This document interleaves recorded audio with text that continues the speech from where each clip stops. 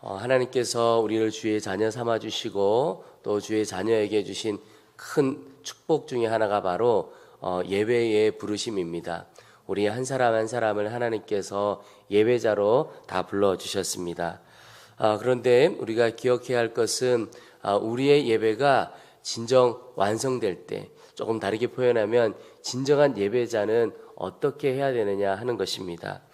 우리가 예배로 가면 성전에 모여서 드리는 예배를 생각하기 쉽습니다. 그런데 예배는 그것이 끝이 아니고 삶의 예배까지 이어져야 온전한 예배라고 할 수가 있습니다. 그래서 성전 예배자에서 삶의 예배자까지 이어져야 온전한 예배로의 부르심에 응답하는 삶이라고 할 수가 있습니다. 오늘 2절 말씀에 보면 너는 여호와의 진문에 서서 이 말을 선포하여 이르기를 여호와께 예배하러 이 문으로 들어가는 유다 사람들아 여호와의 말씀을 들으라, 이렇게 말씀하고 있습니다. 하나님께서 여호와의 말씀을 들으라 이렇게 표현하시지 않고 그 앞에 한 말씀을 더 넣었습니다. 여호와께 예배하러 이 문으로 들어가는 유다 사람들아, 예배하러 가는 사람들이라고 하는 표현을 쓰신 겁니다. 이 말은 하나님께 예배하러 나온다고 하지만 그 예배에 뭔가 문제가 있다, 이런 뜻이죠. 그래서 예배하러 나오는 사람이라고 더 표현하는 것입니다. 어떤 문제가 있냐면 3절에 만군의 여호와 이스라엘의 하나님께서 이와 같이 말씀하시되 너희 길과 행위를 바르게 하라, 그리하면 내가 너희로 이곳에 살게 하리라. 이스라엘 백성들이 이곳은 하나님의 성전이다, 그리고 우리는 하나님 앞에 예배하는 사람들이라고 이야기는 하지만 실상 그들의 삶에 문제가 있었다, 이런 뜻이죠. 예배자의 삶이 아니었다, 예배자의 삶이 진정한 예배가 아니었다라고 하는 말씀이 오늘 쭉 이어져 나오고 있습니다. 여러분, 오늘 우리가 하나님 앞에 성전에 모여 기쁨과 감사함으로 늘 예배할 수 있기를 소망합니다. 저는 간절한 소망이 우리 교회에 와서 예배하는 모든 이들이 그 예배 속에서 정말 기쁨과 감사를 누리고 하나님의 임재를 누리는 예배자로 서기를 원합니다. 근데 그것으로 끝이 아니고 그 넘어서 삶으로까지, 교회 이 건물 예배당 안에서의 예배뿐만 아니라 삶의 현장에 돌아가서 하나님 기뻐하시는 진정한 예배자로 서게 되기를 소망합니다.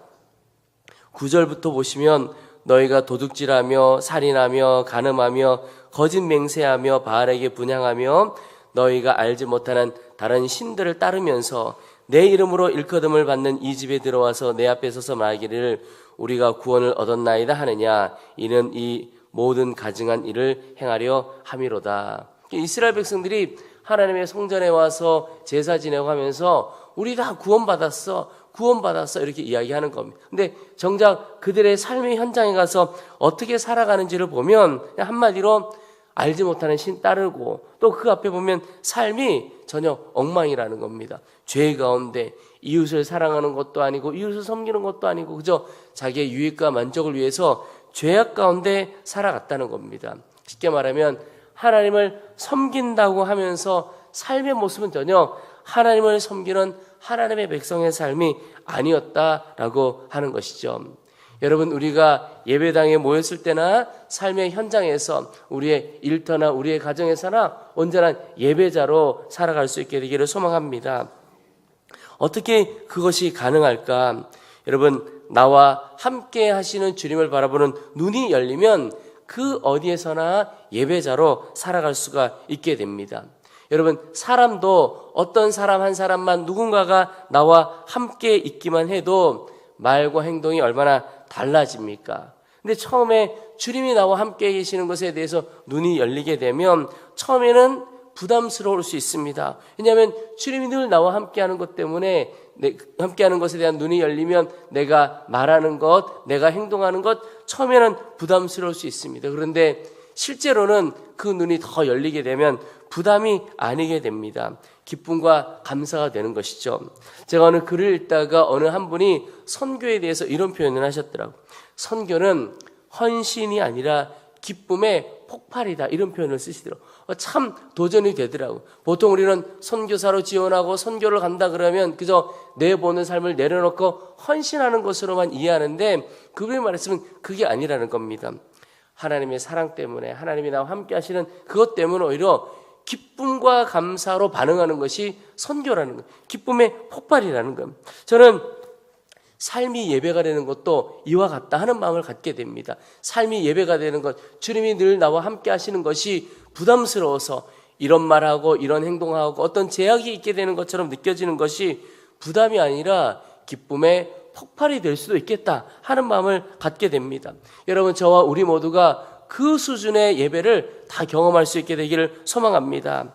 나를 사랑하시는 그 주님을 보게 되고 그 주님을 사랑하게 되면 주님 뜻대로 살아가는 것이 부담이 아니라 기쁨이 되는 거죠. 누군가를 사랑하는데 그 사랑하는 사람을 위해서 내가 뭔가를 해요. 이게 너무 큰 부담이고 헌신처럼 느껴진다면 그건 사랑이 아니죠. 그냥 내가 사랑하는 누군가를 위해서 무언가를 할 수 있는 것 자체가 기쁨이 되어지는 거죠. 그래서 누군가를 위해서 하는 것이 부담이 되면 나는 아직 그를 사랑하는 게 아닙니다. 근데 그게 굉장한 헌신처럼 보여도 기쁨이라면 진짜 사랑이 되는 거죠. 여러분, 우리의 삶의 예배가 그렇게 되기를 정말 소망합니다. 성전의 예배, 주님의 사랑이 얼마나 놀라운지를 보는 것이 성전 예배라고 생각됩니다. 그리고 그 성전 예배를 통해서 주님을 바라보게 되면 삶의 예배가 따라오게 되는 거죠. 부담이 아니라 기쁨으로 따라오게 되는 겁니다.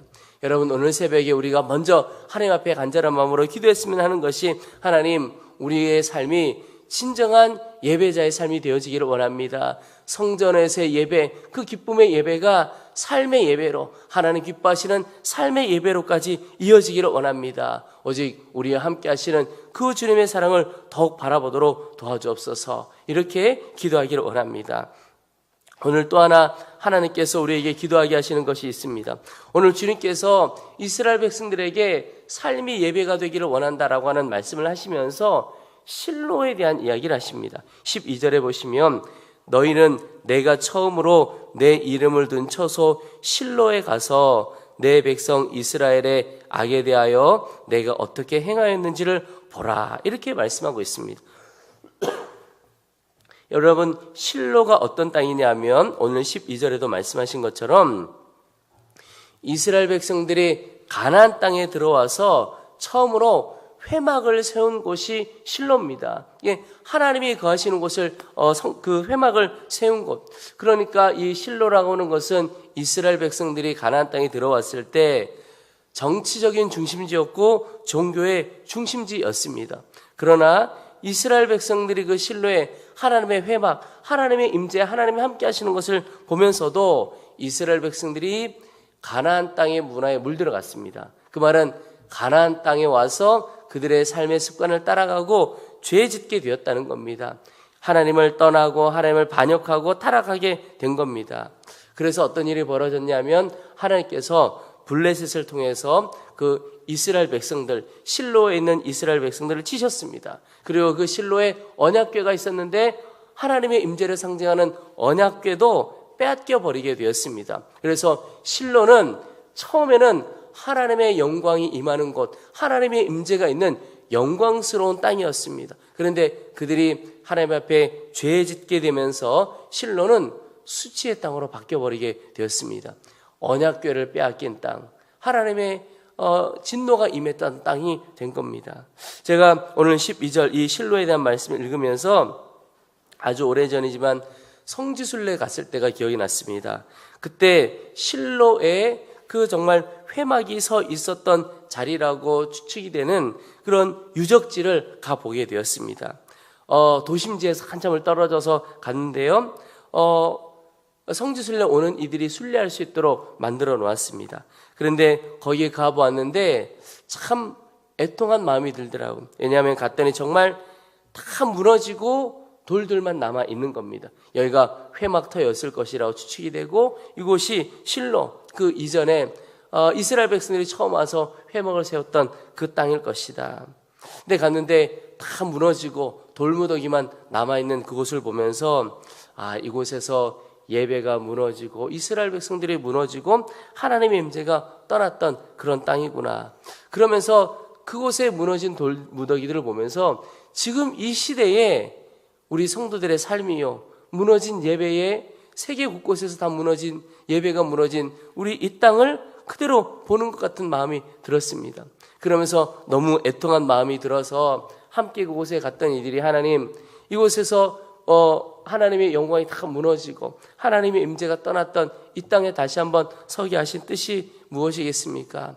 그러면서 그곳에서 하나님 다시 한번 온 성도들의 온 세계 교회 안에 예배가 회복되게 하시고 또 저들의 삶이 회복되게 하시옵소서. 죄악을 떠나고 오직 주님만 섬기는 백성들 다 되어지기를 원합니다.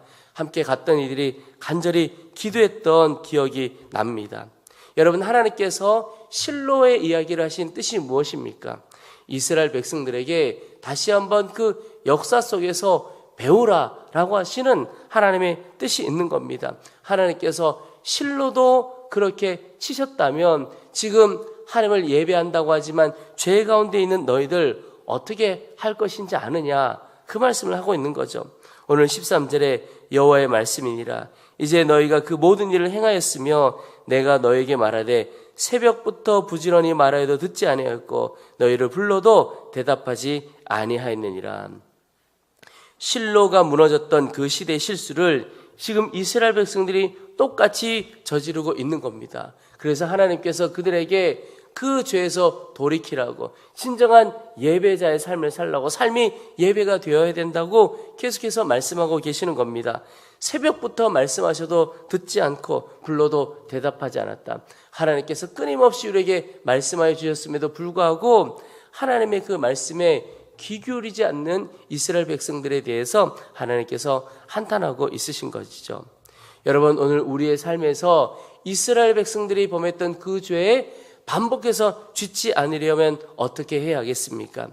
주님께서 오늘 우리에게 주시는, 새벽부터 말씀하신다고 하셨는데 우리에게 말씀하시는 그 하나님의 말씀에 귀 기울이고 주님께서 말씀하신 대로 순종하며 살아가는 것입니다. 특별히 역사를 통하여 우리에게 말씀하시는 하나님의 말씀을 잘 들을 수 있어야 하겠습니다. 여러분, 성경에 보면 꽤 많은 부분이 이스라엘 백성들의 이야기죠. 근데 왜 그 많은 성경들에서 이스라엘 백성들의 이야기, 특별히 하나님 앞에 범죄했던 이야기들을 그렇게 많이 기록해 놓았을까요? 이유는 그 말씀들이 단순히 이스라엘의 역사만을 이야기하는 것이 아니고 이 역사 속에서 오늘 우리에게 배우라고 하는 거죠. 역사는 계속 똑같이 반복될 때가 많으니까 이스라엘 백성들이 범했던 실수와 그 죄를 너희가 오늘은 범하지 않았으면 좋겠다. 하나님께서 말씀의 통로로 이 성경을, 이스라엘 백성들의 역사를 오늘 우리에게 똑같이 말씀하고 있으신 것입니다. 여러분, 우리가 역사 속에서, 특별히 성경의 이스라엘 역사 속에서 우리에게 말씀하시는 하나님의 말씀을 잘 들을 수 있어야 하겠습니다.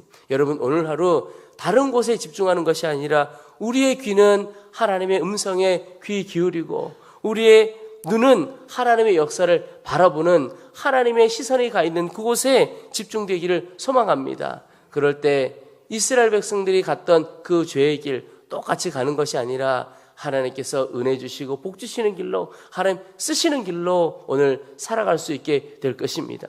여러분, 오늘 우리의 삶이 우리 한 사람의 삶으로 끝나는 것이 아님을 꼭 기억해야 하겠습니다.